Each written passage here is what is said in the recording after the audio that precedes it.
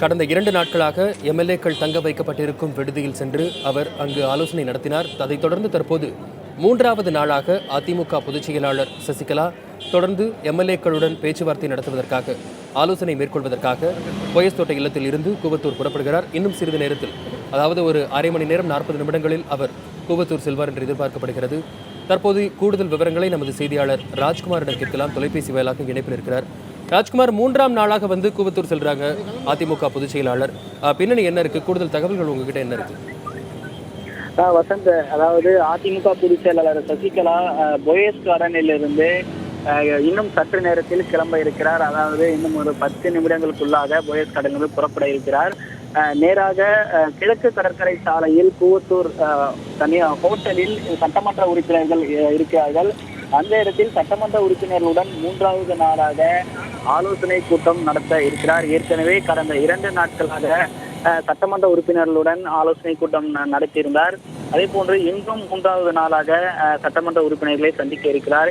ஏற்கனவே இன்று காலையிலிருந்து மூத்த அமைச்சர்கள் மற்றும் கட்சியின் நிர்வாகிகளுடன் போயஸ் கார்டனில் அதிமுக பொதுச் செயலாளர் சசிகலா இன்று ஆலோசனை கூட்டத்திலும் ஈடுபட்டார். அதே போன்று அதற்கு பின்பாக தொண்டர்களிடமும் பொதுச் செயலாளர் சசிகலா பேசினார். அப்பொழுது அவர் பேசும்போது இது போன்ற கடந்த 33 ஆண்டுகளாக அதிமுக சந்தித்திருக்கிறது. அதே போன்று அதிமுகவை பிளவுபடுத்த நினைக்கிறார்கள் அப்படின்னும் செய்தியாளர் தொண்டர்களிடையே பேசும்போது அவர் தெரிவித்திருந்தாரு. தற்போது இருந்து அதிமுக பொதுச் செயலாளர் சசிகலா வந்து புறப்பட்டிருக்காரு. அவருடன் அதிமுகவுடைய அவைத்தலைவர் செங்கோட்டையன் உடன் வருவாரு. அதே போன்று முக்கிய நிர்வாகிகளும் அவருடன் வந்து உடன் வராங்க. இன்னும் ஒரு 1.5 மணி நேரத்தில் சட்டமன்ற உறுப்பினர்களை சந்திக்க இருக்கிறார். தொடர்ந்து போயஸ் கார்டனிலிருந்து அவருடைய வாகனம் தற்போது புறப்பட்டிருக்கிறது.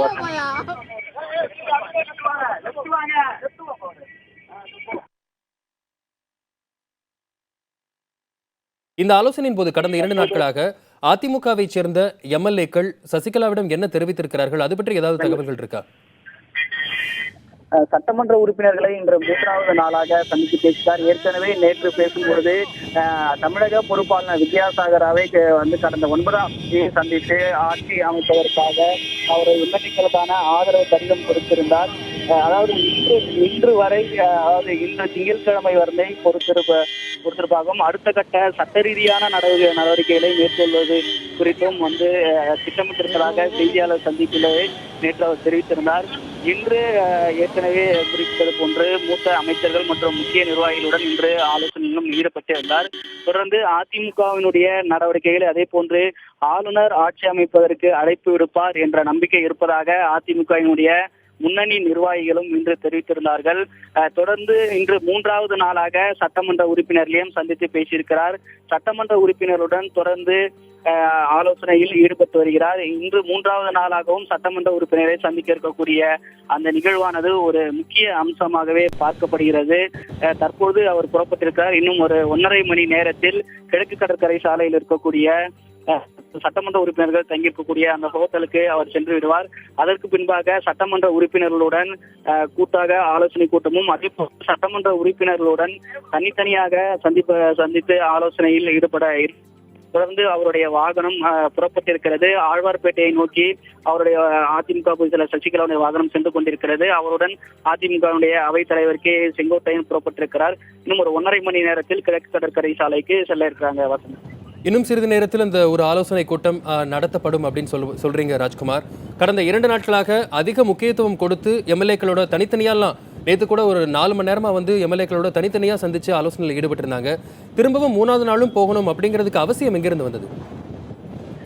அதாவது அதிமுகவை பொறுத்தவரை ஏற்கனவே கடந்த பிப்ரவரி 5ஆம் தேதி அதிமுகவினுடைய சட்டமன்ற உறுப்பினர்களால் சட்டமன்ற குழு தலைவராக சசிகலா தேர்வு செய்யப்பட்டார். அதற்கு பின்பாக தமிழக பொறுப்பு ஆளுநர் வித்யாசாகர் ஃபேக்ஸ் மூலமாக சட்டமன்ற குழு தலைவராக தேர்ந்தெடுக்கப்பட்டதற்கான அந்த நகல் என்பது அனுப்பப்பட்டது. அதற்கு பின்பாக கடந்த 9ஆம் தேதி தமிழக பொறுப்பாளர் வித்யாசாகராவை நேரடியாக சந்தித்து பொதுச் செயலாளர் சசிகலா சட்டமன்ற குழு தலைவராக தேர்ந்தெடுக்கப்பட்டதற்கான அந்த எம்எல்ஏக்களுடைய ஆதரவு கடிதம் என்பது கொடுக்கப்பட்டது. ஆனால் அதிமுகவில் உட்கட்சி பிரச்சனை ஏற்பட்டிருக்கிறது. பன்னீர்செல்வம் தனியாக தற்போது செயல்பட்டு வருகிறார். அவருக்கு நாடாளுமன்ற உறுப்பினர்கள் மற்றும் சட்டமன்ற உறுப்பினர்களும் ஒரு புறம் ஆதரவு அளித்து வருகிறார்கள். அதே சூழ்நிலையில் ஒருமனதாக சட்டமன்ற குழு தலைவராக தேர்ந்தெடுக்கப்பட்டிருக்கிற சசிகலாவை ஆட்சி அமைப்பதற்கு அழைக்க வேண்டும் என்ற கோரிக்கையை அதிமுக தலைமை தொடர்ந்து வலியுறுத்தி வருகிறார்கள். ஆனால் சந்திப்புக்கு பிறகு, அதாவது கடந்த பிப்ரவரி 9ஆம் தேதி தமிழக பொறுப்பாளர் வித்யாசாகர் ராவை சந்திப்புக்கு பிறகு இதுவரை ஆளுநர் மாளிகையிலிருந்து ஆட்சி அமைப்பதற்கு அவருக்கு இன்னும் அழைப்பு விடுக்கப்படவில்லை. தொடர்ந்து தனக்கு ஆதரவு கொடுத்திருக்கக்கூடிய எம்எல்ஏக்கள் தற்போதுதான் கிழக்கு கடற்கரை சாலையில் அவர்கள் இருந்து வருகிறார்கள். 5வது நாளாக இன்று அவர் கடற்கரை சாலையில் இருந்து வருகிறார்கள். எனவே சட்டமன்ற உறுப்பினர்கள் அதிமுக தலைமையினுடைய கண்காணிப்பில் இருக்க வேண்டும் என்ற ஒரு நோக்கத்துடன் தான் அவர்கள் தனியாக ஹோட்டலில் தங்க வைக்கப்பட்டிருக்கிறார்கள். தொடர்ந்து அதிமுக தலைமை அவருடன் தொடர்பில் சட்டமன்ற உறுப்பினர்களுடன் நேரடியாக தொடர்பில் இருக்கிறார்கள். அதற்காக பொறுப்பாளர் கண்காணிக்கப்பட்டு இருக்கிறார்கள். தொடர்ந்து அதற்காக தான் 3வது நாளாக இன்றும் சட்டமன்ற உறுப்பினருடன் ஆலோசனையில் அவர்கள் ஈடுபட இருக்கிறார்கள். அதே போன்று அதிமுகவினுடைய செய்தி தொடர்பாளர்கள், கழக அமைப்பு செயலாளர்கள் பேசும்பொழுது கூட, அதாவது இன்று மாலை வரை எங்களுக்கு நம்பிக்கை இருக்கிறது, தமிழக பொறுப்பு ஆளுநர் ஆட்சி அமைப்பதற்கு சசிகலாவுக்கு அழைப்பு விடுப்பார்கள், அவர் முதலமைச்சராக பொறுப்பேற்பார், நாங்கள் பொறுத்திருக்கிறோம் என்று அவர்கள் தகவலை தெரிவித்திருக்கிறார்கள்.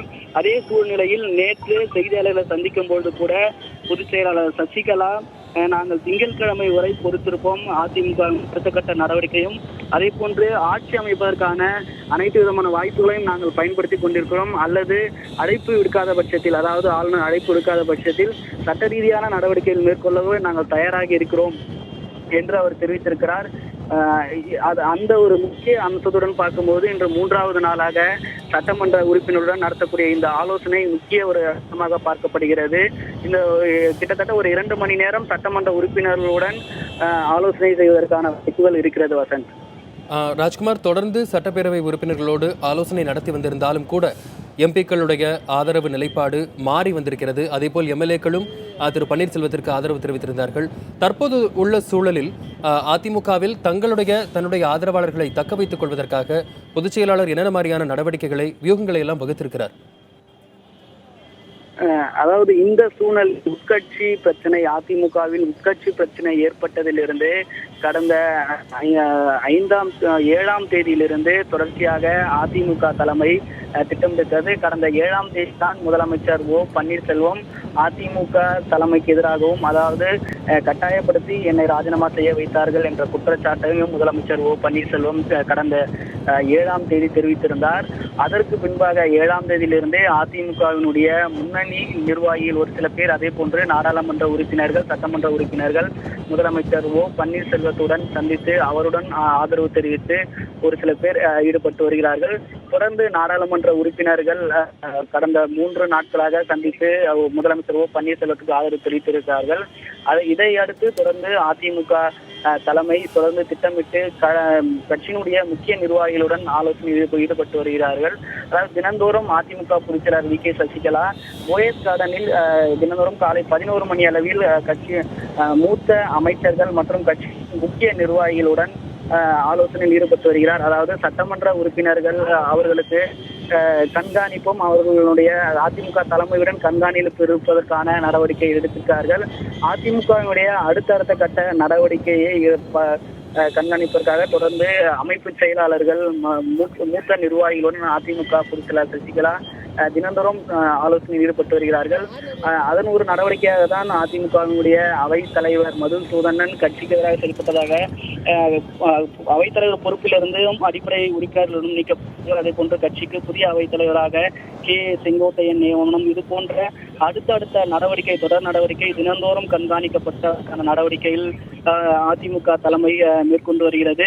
தொடர்ந்து பொதுச் செயலாளர் சசிகலா இது போன்று தினந்தோறும் அதற்கான நடவடிக்கைகளை மேற்கொண்டு வருகிறார். அதே போன்று கட்சிக்கு எதிராக செயல்படக்கூடிய உறுப்பினர்கள் மீது நடவடிக்கை என்று தொடர்ச்சியாக அறிக்கையின் மூலமாக அவர் வெளியிட்டு வருகிறார். அதே போன்று புதுச்சேரிக்கான அதிமுக நிர்வாகிகளுடன் ஆலோசனை கூட்டம் என்றும், அதே போன்று அமைச்சர்களுடன் ஆலோசனை கூட்டம், மூத்த நிர்வாகிகளுடன் ஆலோசனை கூட்டம் என்று தொடர்ந்து ஆலோசனையில் ஈடுபட்டு வருகிறார். நேற்று முன்தினம் கூட அதிமுகவினுடைய நாடாளுமன்ற உறுப்பினர்களுடனான ஆலோசனை கூட்டமும் நடைபெற்றது. இப்படி ஒவ்வொரு நாளும் ஒவ்வொரு நகர்வும் அதிமுக தலைமை மூத்த அமைச்சர்கள் நிர்வாகிகளுடன் ஆலோசனை ஈடுபட்டு வருகிறார்கள்.